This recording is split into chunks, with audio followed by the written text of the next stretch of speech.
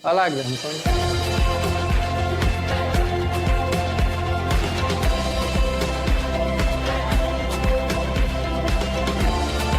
Essa luz aqui fica apagada?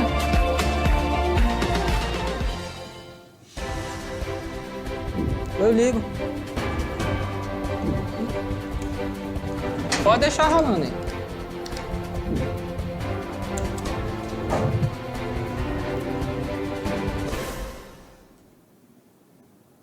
E aí, pessoal, tudo bem? Dando continuidade nos conteúdos, né? Vocês já viram que a gente faz aquela divisão para ficar uma coisa mais leve, né? Então, algumas aulas meio teóricas de conhecimento e o conteúdo, né, da física clássica mesmo, que é eletrostática. Então, vamos lá dar continuidade? Então, vamos lá para o slide. Então, aí, aula de número 3.1, né? Bom, a habilidade vai ser diferenciar materiais isolantes e materiais condutores elétricos, identificar aplicações de um e de outro em situações do cotidiano. Vamos fazer aqui um experimento bem simples, né? Com pilha, fios, pode ser um fio metálico de qualquer espécie, pode ser fininho, um LEDzinho, ou aqui se tiver um bico, né, de lâmpada de lanterna, e alguns materiais, bem simplesinho de fazer. Então, estamos aqui na eletrostática parte 2, condutores e isolantes e algumas aplicações desses materiais. Condutores e isolantes são materiais elétricos que se comportam de maneira opostas, né, no que diz respeito, né, à passagem de corrente elétrica. Enquanto os condutores permitem a movimentação dos elétrons, os isolantes dificultam essa movimentação, ou seja, a passagem de corrente elétrica. Então, pessoal, dá uma olhadinha aqui. Quando se fala de passagem de corrente elétrica, não significa que os isolantes não têm elétrons que têm vamos dizer assim, ele é fracamente ligado ao núcleo, mas alguns são tão isolantes, vamos dizer assim, né? Que ele tem pouquíssimos elétrons livres, então não vai ter uma quantidade suficiente. Por exemplo, o plástico. No canudinho a gente conseguiu eletrizar, só que é pouco em comparação com os metais, entendeu? Então sempre tem. E alguns materiais isolantes deixam de ser isolantes dependendo da tensão e da corrente. Então o eletricista, ele tem luvas diferenciadas para baixa tensão e para alta tensão. Um de baixa tensão for mexer em alta tensão, não vai isolar e ele vai ser eletrocutado. Em água, né, tem alguns outros materiais que o cara tem que trabalhar com uma bomba d'água, fazer algum reparo que não dá para tirar, ele tem que ter um material isolante, algumas botas, algumas luvas diferenciadas. Beleza? Então vamos continuar lá. Então, dando continuidade, é o mesmo que dizer que condutores conduzem as cargas ou facilitam a sua passagem e que os isolantes a isolam, dificultam, né? Isso acontece em decorrência da estrutura atômica das substâncias, ou melhor, dos elétrons que os materiais apresentam na sua camada de valência. A camada de valência é aquela que fica mais distante do núcleo, que eu acabei de falar, está mais distante do núcleo, logo a força elétrica, a força fraca, né, que tem a força forte, a fraca, nuclear forte e nuclear fraca. A forte é quando nós falarmos aqui desse núcleo. E a fraca é o quê? Esses elétrons circulando. Tá vendo que ele está bem distante?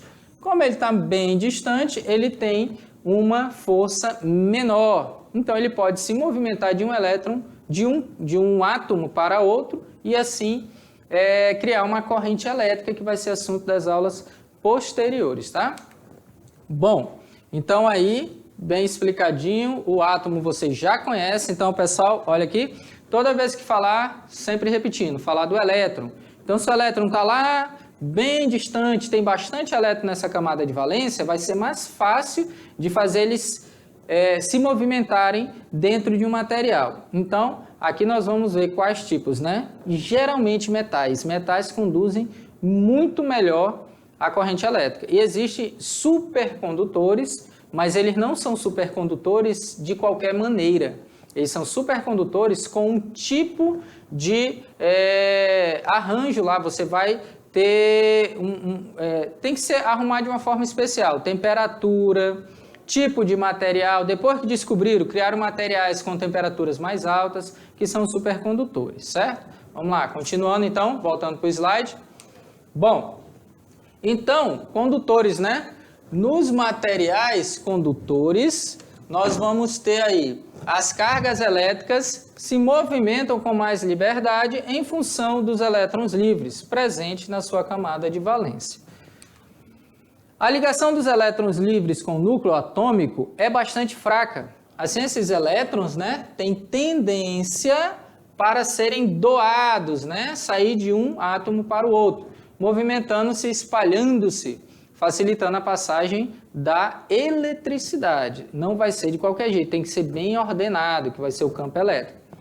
São exemplos de condutores elétricos, né, os metais em geral, alguns melhor que outros, tais como cobre, ferro, ouro e prata.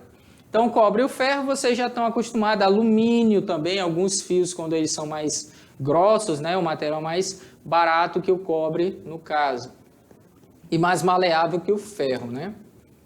Bom, tipos de condutores. Vamos lá. Primeiro, sólidos. Também chamados de condutores metálicos, caracterizam-se pelo movimento dos elétrons livres e pela forte tendência de doar elétrons.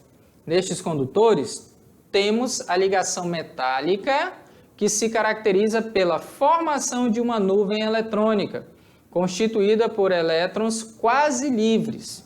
Então, olha só, como geralmente está essa estrutura aí, ó, alinhado, rede cristalina de nuvem eletrônica, certo? São os elétrons mais afastados do núcleo que apresentam fraca energia de ligação com o átomo. Então, aqui é uma rede cristalina que tem vários átomos conectados entre eles. Esses elétrons que se espalham formam uma verdadeira nuvem retículo cristalino, assim, como se fosse um gás. São esses elétrons quase livres os portadores de carga nos metais em geral, como, por exemplo, o ferro, o níquel, o cromo, o alumínio, a prata, o cobre e quase todos os materiais aí. Então, pessoal, olha só, dá uma olhada aqui. Toda vez que fala de estados da matéria, sólido, líquido e gasoso, o sólido, o arranjo dele é mais organizado, por isso que ele solidifica. Pega a água lá que está em estado líquido, tá desorganizada as partículas. Quando vai para o sólido, ela se rearranja. Tanto é que você tem lá aquela cerveja, água. A água tem uma certa temperatura que se você pegar a garrafa, ela não está congelada. Se você balançar, ela vem congelando. Ela se reorganiza. Então, o que acontece? Se aquecer, ela vai aos poucos perdendo essa ligação. Então, quando fala sólido, vamos olhar lá no slide. Toda vez que falar sólido, essa rede cristalina é bem organizada, tá vendo? Tem uma ligação entre elas aqui, ó, um espaçamento e está tudo ligado, como se fossem umas molinhas.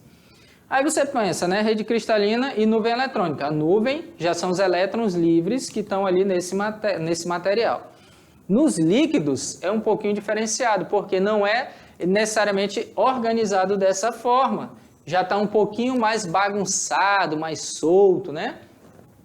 Também chamados de condutores eletrolíticos, né? Que aí em química vocês já estudam isso, né? Ânions, cátions. Caracterizam pelo movimento de cargas positivas cátions e negativas ânions. Essa movimentação em sentido oposto cria a corrente elétrica. E quem que se movimenta geralmente, que vai criar a corrente elétrica? Os elétrons. Bom, então aqui está mostrando. O que é uma bateria? Uma bateria são dois metais, um com facilidade de doar, o outro com facilidade de receber. E o que vai acontecer? Um meio aquoso. Pode ser água salgada, aí água sanitária também, que tem muita acidez, ajuda nessa passagem. Então, as baterias são praticamente assim. Então, pessoal, olha aqui. Se você pegar uma bateria, dá uma olhadinha aqui para mim. Então, pessoal, se você pega uma bateria, você desmonta, você vai ver que tem um líquido que você coloca lá em algumas, né? Você vai lá e coloca o líquido dentro. Só que ali dentro tem algumas plaquinhas, e essas plaquinhas têm que ter uma diferença de potencial, elas não podem ser iguais, senão não vai doar. É como se você pegar uma bolinha e colocar na horizontal certinho. O que vai acontecer? A bolinha vai ficar parada. Se você faz uma diferença de altura, aquela bolinha vai se movimentar. Então tem que ter dois materiais e um meio para fazer o quê? É esses ânions e cátions se mover. Então por isso que você tem que ter, no caso, aquele líquido lá, né? E toma muito cuidado que bateria, como nós falamos aqui, sempre tem que ter a questão do descarte, poluição, então tem que tomar cuidado. Aquele líquido lá não é bom jogar em qualquer lugar. Vamos lá, continuar? Então aí nós já falamos de dois, né? Sólido e líquido, que vocês já viram muito aí em química. Bom, gasosos, né? Aí o que acontece? Já totalmente se livrou, as partículas estão muito afastadas uma das outras, que é o quê? Já desorganizou no líquido, e no gasoso praticamente se afastou totalmente um do outro, né? Bom, gasosos, também chamados de condutores de terceira classe, caracterizam-se pelo movimento de íons e elétrons, mas, ao contrário dos condutores líquidos, a energia é produzida através do choque entre as cargas e não de forma isolada, né? Então, as partículas se movimentam e conseguem se chocar uma contra a outra. Então, aqui é a parte onde há um maior espaçamento entre os átomos e principalmente entre essa nuvem aí eletrônica, né? Então, íons e elétrons. Aqui é mais para você saber que tem três tipos, né? E sempre com essa diferença de potencial, ó. Tem uma diferença de potencial entre essas duas, o anodo e o catodo, anodo e o catodo, e aqui também, só que aqui tem um meio aquoso e aqui um gás. Aqui é como se tivesse várias partículas aí flutuando. Bom, isolante. Agora sim nós vamos falar e depois fazer um experimento, né? Os isolantes. Nos materiais isolantes, também chamados dielétricos, isso aqui vai aparecer de vez em quando, principalmente quando nós falarmos de capacitor lá na frente. O material dielétrico. O que é dielétrico? Isolante. Verifica-se a ausência ou pouca presença de elétrons livres. O que eu falei? Existem os elétrons, mas estão fortemente ligados com o núcleo. Não tem muito elétrons fácil de tirar. Você tem que aumentar muito a tensão e a corrente para conseguir isso. Isso faz com que os elétrons dos isolantes sejam fortemente ligados ao núcleo, o que inibe a sua movimentação. São exemplos de isolantes elétricos: borracha, que vocês mais conhecem, né? Até as luvas aí dos eletricistas, isopor, lã, madeira, só que madeira seca, não pode estar úmida e nem madeira verde, porque aí tem um líquido ali dentro, né? Plástico, papel, vácuo e vidro. Então, o que é o vácuo, né? Então, pessoal, olha só, vácuo é quando você tira o ar de um determinado ambiente. O ar, ele não é um condutor, é um isolante, na realidade. Aí você vai, mas quando cai um raio ali, o que aconteceu? O ar se ionizou, só que a diferença de potencial entre a nuvem e a Terra é altíssimo. Então, um isolante acaba se tornando condutor. Olha a distância, né? São quilômetros de altura. Aqui, se você chegar do lado de uma tomada, coloca a mão assim, sei lá, 10 centímetros, 5 centímetros, você não vai levar choque. Não tem como, só se tiver um gás que consiga, como é que pode falar, conduzir a corrente elétrica até você. Mas o ar, ele é isolante. Só que se aumentar, ele acaba se tornando um condutor. Então, mas então como é que eu vou saber? Condições normais. Condições normais. O ambiente aqui do jeito que nós temos, aí sim nós vamos saber diferenciar isolante e condutor nessa situação. Aí quando modificar, aí você vai saber que vai mudar alguma coisinha, certo? Então toda vez que falar, ambiente normal, condições normais aqui, de temperatura, pressão, certo? Umidade também. Então vamos lá, continuando. Então esses isolantes aí vocês já conseguiram ver. Semicondutores e supercondutores. Além dos 3 tipos de condutores descritos anteriormente, temos as substâncias semicondutoras e supercondutoras. Como, por exemplo, de semicondutores, temos silício, uma das substâncias mais abundantes na superfície terrestre, e o germânio, ambos pertencem ao grupo 4A da tabela periódica, né? Então aí vocês conseguem observar a família 4A aqui, ó. Família 4A da tabela periódica, silício, germânio, estânio, chumbo. Esse outro aqui, bem, carbono, esse último não consigo ler esse nomezinho aqui não, mas tem mais um aí. Então o que acontece? Esses metais aqui, esses materiais, né, conseguem conduzir de uma forma fácil. Aí você pensa, o que seria um semicondutor, né? Daqui a pouquinho nós vamos fazer um experimento. Dá uma olhadinha aqui. Pessoal, aqui eu tenho o quê? Uma borracha, né? Uma borrachinha que vocês têm aí. Uma chave metálica. Essa chave você pode encontrar aí, pode ser metálica, ela é toda metálica, né? Por isso que eu trouxe ela. Também tem aquelas com cabo de plástico. E um lápis. Aí você pensa, mas por que o lápis? O lápis, ele tem dois materiais. Ele tem a madeira e ele tem um grafite aqui dentro. Se você prestar atenção, fala semicondutores, o que acontece? Isso aqui é um bom condutor, metal, certo? Se ele é metal, ele é um bom condutor. Se é borracha, é isolante. Esse aqui, ele consegue deixar passar um pouco, então ele é um semicondutor. Vocês vão ver no experimento, já. Então, só para mostrar, tá? Um bom condutor, ou condutor de corrente elétrica, mau condutor isolante, ou dieletro, e um semicondutor e um isolante, que é a madeira, né? E o semicondutor, o grafite, certo? Vamos voltar lá para o slide? Então, aqui é para dar uma mostrada que nós vamos ter aí esses materiais, que nós já vamos fazer o nosso experimento do dia. Bom, a corrente elétrica durante o processo de transporte, que vai das usinas geradoras. Quando fala geradora, gente, não é que gera energia, ela transforma, tá? Só que aí se usa o nome gerar, mas não existe gerar energia, não se cria e nem se destrói, apenas ela é transformada de um tipo em outro.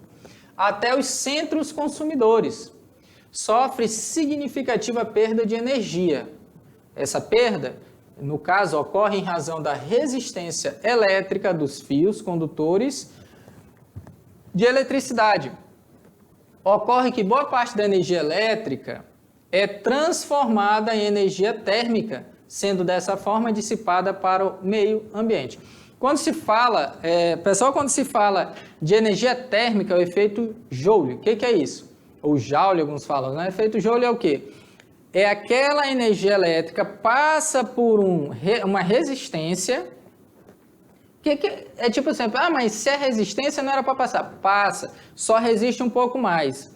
A energia vai passar por aquele metal, aquela molinha bem pequenininha, até do chuveiro, do ferro de passar, de alguns outros, passa ao choque do elétron com os outros, com os átomos, né, daquele material. E esse choque faz o quê? Se você pegar um martelo e um prego, você começar a bater nele, o que acontece? Você sente que o martelo, bater vários pregos, você vai ver que aquece a cabeça lá do martelo. Por quê? É o impacto. Então, ali você está transformando energia mecânica, né, de impacto, você está movendo o martelo em energia térmica. Está transferindo. Então, o elétron, ele vai passar, só que esse fio, ele conduz, só que o que acontece? Ele aquece. Aí você pensa, é legal aquecer? Não. Computadores, por exemplo. Eu tenho lá a placa de vídeo, aquece quando funciona. Eu tenho um processador, aquece demais. Por exemplo, coloquei um processador no meu computador, estava chegando a quase 90 graus. Aqui é muito quente. E não tem como ficar com o ar-condicionado ligado todo tempo só por causa do computador. Aí o que faz? Compra um water cooler, que lá vai passar um líquidozinho. Alguns têm o líquido diferenciado, outros com água, para resfriar e você consegue reduzir essa temperatura. Porque ele não foi feito para aquecer, mas ele aquece. Então aí que vai entrar lá na frente supercondutores, porque ele permite a passagem de corrente elétrica sem nenhuma resistência. Então não vai aquecer. Já é usado no CERN, que é aquele colisor, né? Que você vai de 27 quilômetros ali, 100 metros abaixo da Terra, para não ter efeito da gravidade da Terra com a Lua. E também tem os supercondutores, só que ele tem que ser refrigerado. Então acaba gastando também energia para refrigerar isso ou usar nitrogênio líquido. Então tem várias situações que você vai perder energia no efeito Joule. Por exemplo, eu quero aquecer a água. Beleza, você quer que aqueça o chuveiro aqueça a água. Você quer que o ferro aqueça para passar roupa. Você quer que uma resistência aqueça, por exemplo, na churrasqueira elétrica. Isso você quer. Só que você não quer que sua fiação da casa aqueça, você não quer que o fio da geladeira aqueça, você não quer que nada disso aconteça. Então, isso acaba acontecendo nas linhas de transmissões. Então, você acaba perdendo um pouco daquela energia que foi gerada, ou transformada, né? Até chegar no ponto que ela vai ser consumida. Então, aí que acaba perdendo. É condutor? É condutor, mas mesmo sendo condutor, tem uma resistência pequena, mas tem. E com o tempo ela acaba aquecendo, certo? Então, vamos lá, continuando. Então, aí sabendo que existe essa perda de energia térmica, que não é legal, mas acontece. E principalmente vocês aí que são adolescentes, percebem isso no celular quando usa muito tempo, quando coloca para carregar, ou quando você usa um computador muito tempo, o notebook, né, ele aquece muito quando você coloca na mesa, tem até as bases, né, para ventilar melhor. Como forma de diminuir essa perda de energia, usa-se fios condutores com baixa resistência, mas tem resistência, só que é baixa, como o cobre, por exemplo, e conduz a corrente sobre alta tensão, né? Mas, mesmo assim, em distâncias que ultrapassam 400 km, geralmente ultrapassa, as perdas ainda acontecem, podendo chegar até 20%, imagina? Você gerou aí 100 kW, você vai perder 20. Em virtude disso, muitos cientistas buscam conseguir os chamados condutores ideais, aqueles que conduzem energia elétrica sem que ocorra perdas para o meio ambiente. Será possível conseguir esse tipo de condutor? Uma pergunta, né? A supercondutividade é uma propriedade física que certos materiais apresentam quando são esfriados a temperaturas extremamente baixas. É o chamado aí o zero absoluto, né? Que seria o 0 Kelvin, tá? Menos 273,3 graus Celsius, mais ou menos. Podendo conduzir corrente elétrica sem resistência e nem perdas de energia. Esse fenômeno foi descoberto em 1911 pelo físico holandês Heike Kamerlingh, quase isso, Onnes, né? Heinrich Onnes, quando observou a resistência elétrica do mercúrio. Olha só, o que aconteceu com a resistência elétrica do mercúrio? Ao ser resfriada a 4 Kelvin, quase zero, o que corresponde a 269,15, 4 Kelvin, corresponde a isso. Não dá para chegar a menos de 0 Kelvin, tá? É o limite. Então, quando chegou a essa temperatura, o que aconteceu? Aconteceu a supercondutividade. Então, pessoal, olha só. Para chegar até essa temperatura, até para você ter 0 Kelvin, você tem que tirar toda a energia daquela partícula. Ela tem que transferir toda a energia e ficar parada. E não vibrar, né? Que é isso que quanto mais agitado, mais quente. O que acontece? Ele estava lá com material. A temperatura ambiente não acontece nada, é um material comum. Aí vai resfriando, normal, não acontece nada. Quando chegou quase a zero, que é 4 Kelvin, o que aconteceu? Do nada a resistência sumiu. Aí você poderia passar a corrente elétrica ali que não aquece, não tem resistência, logo não aquece, não perde. Então é um supercondutor. Mas o que acontece? Para conseguir menos 4, é um custo muito alto, né, para você resfriar aquilo. O que aconteceu? Começaram a estudar novos materiais. E esses novos materiais são cerâmicos, né? São compostos cerâmicos, que a temperatura ambiente também praticamente serve para nada, mas quando você resfria com nitrogênio líquido, agora olha só, sai de 4 Kelvin para quase 100 Kelvin. Ainda é negativo para graus Celsius? Lógico que é negativo. Porém, de 4 para 100 já aumentou muito a temperatura, certo? E aí, depois que foi evoluindo. Vamos lá, continuando? Mas no início foi o mercúrio a 4 Kelvin. Isso foi descoberto sem querer. Ele estava fazendo um estudo lá e acabou achando isso. Algumas descobertas científicas foram acidentes, né? Tentando achar uma coisa, achou outra. Dessa forma, ele acabava de tornar o mercúrio um material supercondutor. Esse fenômeno conseguido com o mercúrio foi verificado para outros metais. No entanto, não foi permitida a aplicação, pois eram necessários muitos gastos, né, para conseguir manter temperaturas muito baixas. Logo, não é viável. Descobrir é uma coisa, mas ser viável é outra. Bom, aí o supercondutor. E tem características muito legais, gente. Olha só, ele está levitando e está preso. Aqui o ímã, né? Eu tenho um ímã. E aqui em cima eu tenho um material cerâmico que, se você prestar atenção, ele está simplesmente flutuando. Só que não é flutuando de qualquer jeito, porque se você botar um ímã em cima do outro, ele cai. Esse não, ó, ele está flutuando aqui, ó, e preso. Ao mesmo tempo que ele é repelido, ele é atraído, ele fica preso. Então, pessoal, olha aqui.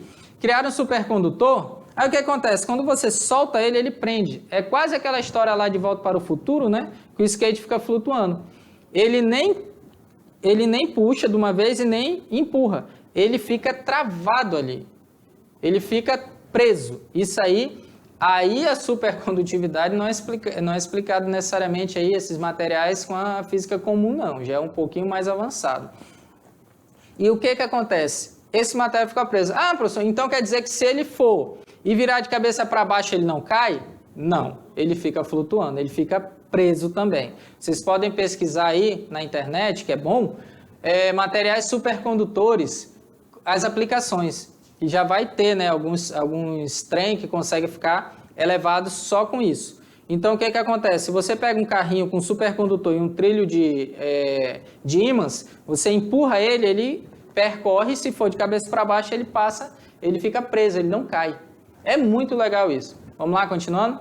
Então, aí são materiais cerâmicos, só que tem que usar o nitrogênio líquido, né? Foi com um trio de físicos americanos, John Barden, Leon Cooper e Robert, esse nome aí, Schiffer, em 1972 surgiu a explicação para o fenômeno da supercondutividade, fato que deu a eles o prêmio Nobel, no caso da física, naquele ano. O que fez a explicação deles ser tão importante foi o fato que eles mostrarem que esse fenômeno não está ligado somente à diminuição da agitação térmica dos átomos e moléculas, certo? Não é só questão isso, tá? A agitação é perder energia na forma de calor, tá? De um material.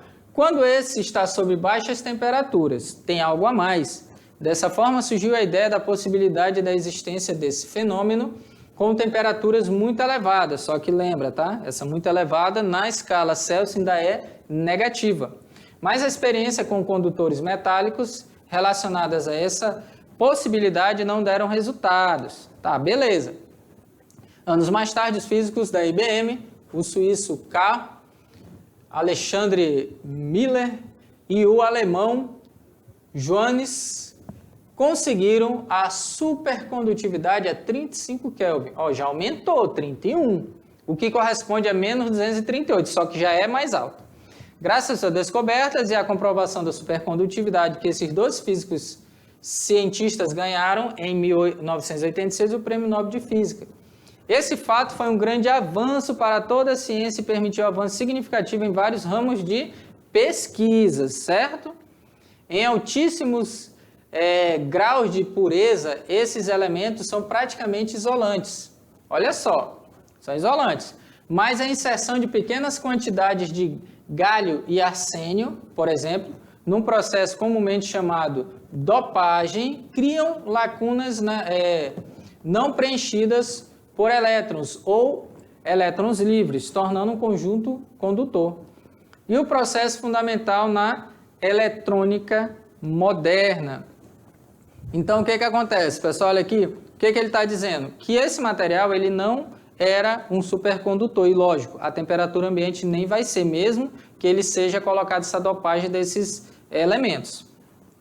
Tem que ter uma certa temperatura. Ali está 35, só conseguiram mais altos que isso, tá? Já tem outros materiais cerâmicos que conseguem ser supercondutores a temperaturas um pouco mais altas, certo? Então vamos lá, continuando. E chegando aqui na parte que nós falamos, aplicações, né? Condutores são utilizados para a transmissão de energia elétrica, certo? Isolantes são utilizados para que se possa trabalhar com os condutores e não receber uma descarga elétrica, né? Que é o principal. Aqui é luva, como eu falei, dependendo se é baixa ou alta tensão. Atualmente, a sua utilização é pequena devido ao dispêndio de energia para conservar as baixas temperaturas, né? Está falando lá da utilização dos supercondutores. No entanto, já está presente em supercondutores e linhas de pesquisa que exigem eletroímãs superpotentes. Aí. Então, o que acontece? Alguns materiais supercondutores. A supercondutividade é muito importante e tem larga aplicação. Essa propriedade não é aplicada somente na transmissão de energia elétrica, mas também em várias outras. Quais? Na construção de magnetos supercondutores que geram, campo magnético extremamente forte, os quais possibilitam a construção dos chamados aceleradores de partícula. Então, pessoal, olha só, isso aqui está falando lá do CERN, né? Centro de Pesquisas, o CERN é o acelerador de partículas. O que acontece? Cria um campo magnético normal com ímãs fracos, não consegue. Mas quando ele é muito forte, para quê? Para pegar um átomozinho, um próton, um nêutron, acelerar essa partícula nesses 27 km até chegar na velocidade desejada e chocar uma partícula com a outra. Quando ocorre esse choque, ela emite outras partículas, são várias e várias partículas que já conseguiram aí. Dentro dela tem os quarks, que formam o próton e o nêutron, e outras partículas só de energia, né? Então, o que acontece?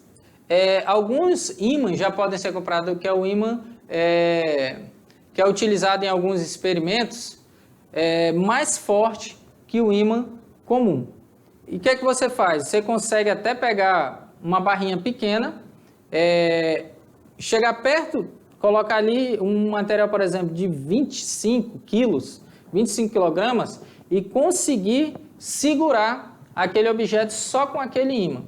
E outra, né? Se colocar um perto do outro, só que ele é muito quebradiço. Qualquer porradinha, ele quebra, né? Ele tem uma facilidade muito grande de quebrar. Então, tem que tomar muito cuidado quando mexer com esses ímãs. Mas a gente vai chegar em alguns experimentos que vai ser utilizado. Vamos lá, continuando? Então, aí tem essas situações, né? De utilizar esses materiais. Então, bom, nos aparelhos eletrônicos que funcionam à base de eletricidade, diminuindo o seu tamanho e o gasto de energia com os meios. Olha só, nos aparelhos eletrônicos, quanto menor, vocês já perceberam que o celular ele era muito grande, certo? Com o tempo, ele foi diminuindo. Então, isso facilitou o quê? Facilitou a produção de materiais menores e cada vez mais potentes, né? Memória, o que você pode pesquisar e achar que tem vários. Bom, nos fios, olha só, supercondutores utilizados em computadores, permitindo que os chips sejam cada vez menores e mais rápidos no processamento de dados. Olha só, menores e mais rápido. Então, tem computador que a carenagem é enorme, só que as peças são bem pequenas. Então, vocês conseguem, né?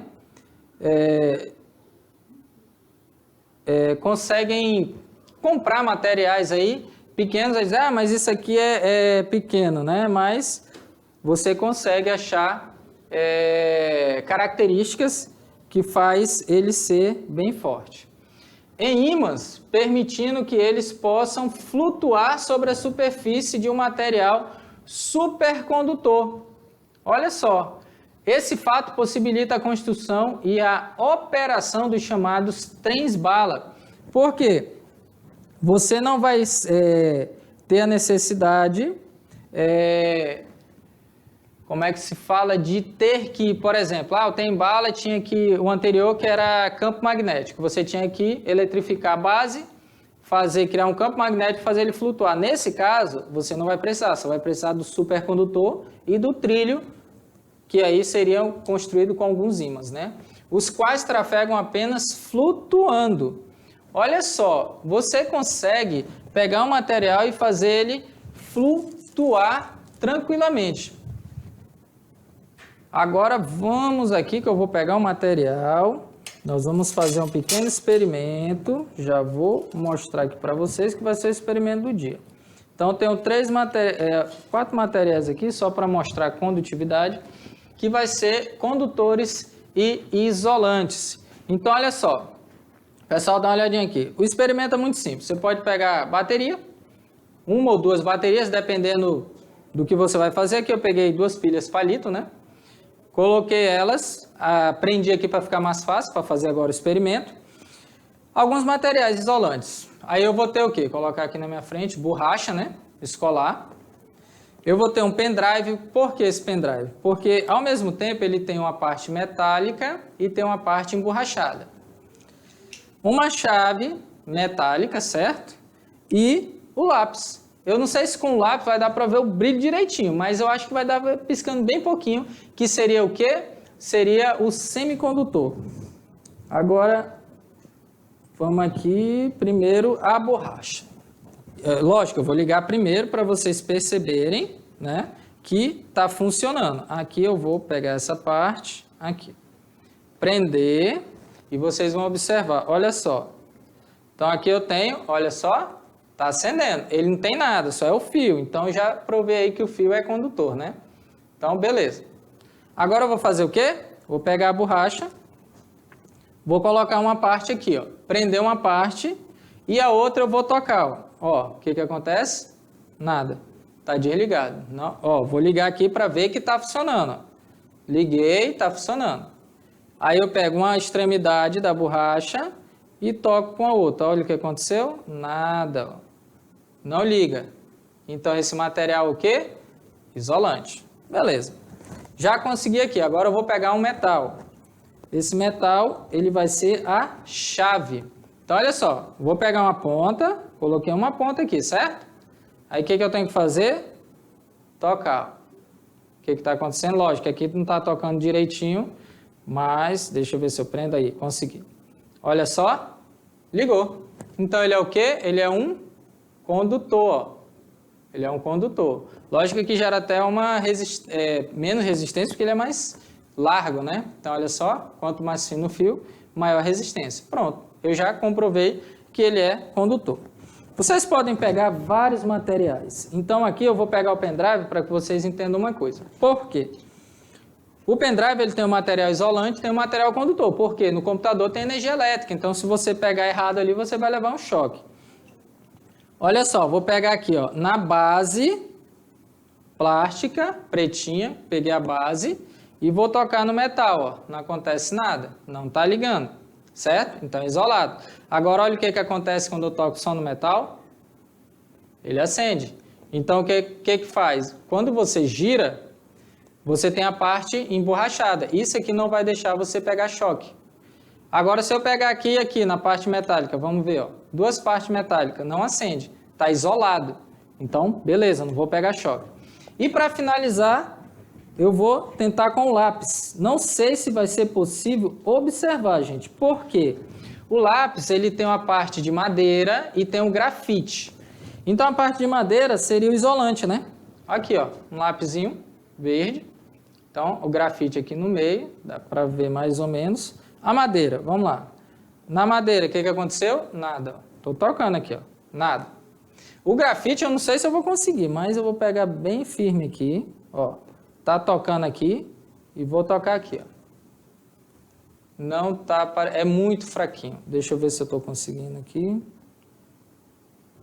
Tô, só que é tão fraquinho que não dá para perceber. Ah, deu ali, ó. Ó, bem fraquinho, mas tá, ó, tá vendo? Deu para perceber o azulzinho bem fraco ali, ó. Então ele é um semicondutor. O que acontece? Quando eu ligo direto, olha o brilho, olha a diferença do brilho, bem forte, certo? Então vocês vão fazer o quê? Vocês vão pegar esse material, um fiozinho fino, bateria para não ter o risco de um choque, né? Um LEDzinho ou uma lâmpada pequenininha, dessas de lanterna, LED de lanterna também, e faz experimento. Aí vocês podem pegar também, pegar um copo com um pouco d'água, misturar um pouquinho de sal e colocar sem sal, com um pouquinho de sal, com açúcar. Aí vocês vão testando para ver ali qual que vai conduzir. E também com água sanitária ajuda bastante, beleza? Então já já nós voltamos, daqui a pouquinho para o resumo. Tchau!